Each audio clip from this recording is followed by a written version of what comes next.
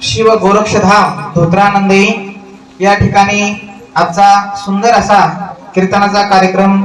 प्रत्येक गावाला वेगवेगळ्या विद्यार्थ्यांचं कीर्तन असतं आणि छान प्रकारे जवळजवळ 9 मुलं कीर्तन करतात आणि आयोजन आमचे प्रदीप दादा आणि या ठिकाणी जे गावकरी भजनी मंडळ आणि समस्त या पंचक्रोशीतील सर्व भक्त मंडळी यांनी या कार्यक्रमाचं आयोजन केलेलं आहे. आता प्रदीप भाईंनी पण पहिल्या वेळेस सांगितलं की आम्ही काय तुम्ही योग भूमीत आणि आम्ही भोग भूमीत असं ते म्हणाले.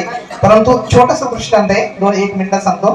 तर एक ऋषी होते आणि त्यांच्याकडे भक्त आला आणि ते भक्त म्हणाला की मला काय करायची, मला ईश्वर प्राप्ती करायची. मग ते हिमालयात जाऊन तपश्चर्या करू लागला.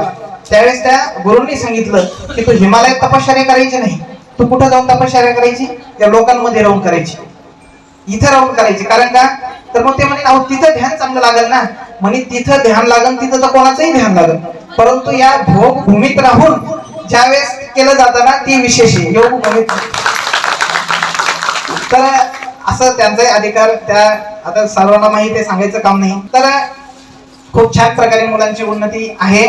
त्या ठिकाणी संस्थेचं नाव ते सांगायचं राहिलं की पहिली गुरुकृपा वारकरी शिक्षण संस्था होतं, परंतु असं झालं की आपल्या संस्थेचे आता हे मुलं कीर्तन करायला लागले. 2009 पासूनचे ते मुलं जे लोक महाराज संस्थेच्या संस्था कीर्तन करतात, त्याच्यामुळे आपल्या महाराज लोकांनी मुलांना माहिती आहे आपल्या केळगाव रोडलाच आपल्याच नावाची संस्था काढली, गुरुकृपा वारकरी शिक्षण संस्था. अरे बरं, आपल्याला मी काही जास्त ते काय नेटवर हे करत नाही.